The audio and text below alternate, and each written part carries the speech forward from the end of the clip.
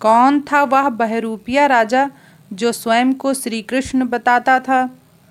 सनातन धर्म के शास्त्रों तथा पौराणिक ग्रंथों में जहाँ भगवान के विभिन्न अवतारों का वर्णन मिलता है, द्वापर युग के इस नकली अवतार की कथा से हमें बहुत महत्वपूर्ण शिक्षा मिलती है, जो आज के इस कलयुग में अत्यंत महत्वपूर्ण है। किंतु सबसे पहले हम कथा की ओर चलते हैं।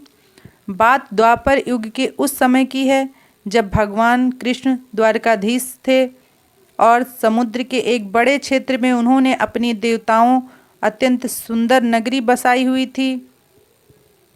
उसी समय करुष देश के राजा पौंड्रक ने एक बार भगवान श्री कृष्ण के पास अपना दूत भेजकर कहलवाया कि परमपिता परमेश्वर का असली अवतार भगवान वासुदेव मैं हूँ, कोई और नहीं।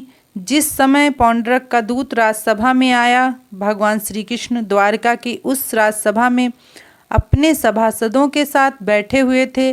दूत ने उपस्थित होकर सबके सामने अपने राजा पौंड्रक का संदेश सुनाया। एकमात्र मैं ही वासुदेव हूँ, दूसरा कोई नहीं है। जगत के प्राणियों पर कृपा करने के लिए मैंने ही अवतार ग्रहण किया है। तुमने झूठ मूठ अपना नाम वासुदेव रख लिया है, अब उसे छोड़ दो। मैं ही कृष्ण हूँ और मैं ही सबका उद्धार करने वाला हूँ।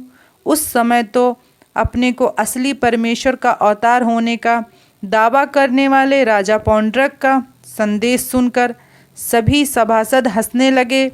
श्री कृष्ण ने भी मुस्कुराते हुए पौंड्रक के दूत से कहा, जाओ अपने राजा से जाकर कह दो कि यह युद्ध में निर्णय हो जाएगा कि असली वासुदेव कौन है।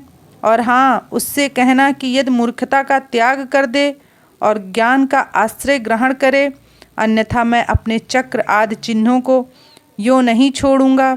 इन्हें मैं उस पर ही छोड़ूंगा और केवल उस पर ही नहीं बल्कि उसके उन सभी साथियों पर भी जिनके बहकाने से वह इस प्रकार की बातें कर रहा है।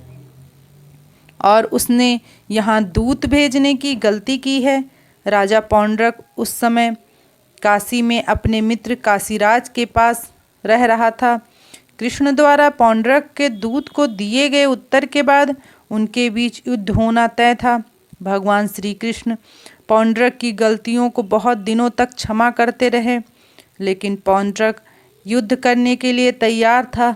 उसने श्री कृष्ण से कहा, या फिर हमसे युद्ध करो या फिर यह मान लो कि मैं ही असली कृष्ण हूँ। तब श्री कृष्ण ने कहा, मैं तुमसे युद्ध निश्चित ही करूँगा। दोनों ओर की सेनाएं मैदान में आ डटी। काशी के राजा अपनी विशाल सेना सहित पौंड्रक की सेना के पीछे पीछे था। उस समय पौंड्रक ने दैवीय विज्ञान से बने हुए शंख, चक्र, गदा, तलवार, धनुष और आदि चिन्ह अपने शरीर पर धारण कर रखे थे। उसने रेशमी पीले वस्त्र पहन रखे थे और हाथ में मुरली और मुकुट में मोर पंख भी लगा रखा था। उसने सिर पर अमूल्य मुकुट धारण किया हुआ था जो सूरज की किरणों जैसा आभा दे रहा था। राजा पौंड्रक ने खुद को असली कृष्ण घोषित कर रखा था। वह स्वयं को भगवान विष्णु का अवतार बताता था। एक क्षण के लिए तो भगवान श्री कृष्ण चुनौती देकर श्री कृष्ण बताने वाले उस नकली अवतार को देखकर भगवान कृष्ण हंसने लगे। कृष्ण की हंसी पौंड्रक को चुभ गई। देखते ही देखते पौंड्रक ने भगवान श्री कृष्ण पर त्रिशूल, गदा तथा अन्य अस्त्र शस्त्रों से प्रहार किया। पौंड्रक और भगवान श्री कृष्ण का घमासान युद्ध हुआ। भगवान श्री कृष्ण ने अपने दिव्य शास्त्रों से देखते ही देखते क्षण भर में पौंड्रक तथा काशीराज की सेना को, हाथी, रथों तथा घोड़ों को तहस नहस कर डाला।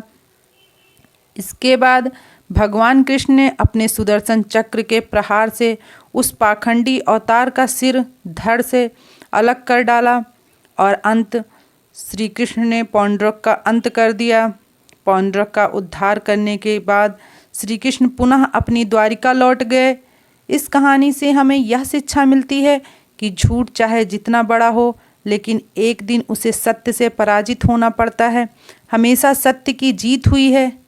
ऐसी ही और वीडियो देखने के लिए आप हमारे वीडियो को लाइक, चैनल को ज़रूर सब्सक्राइब करें। देखने के लिए बहुत बहुत धन्यवाद।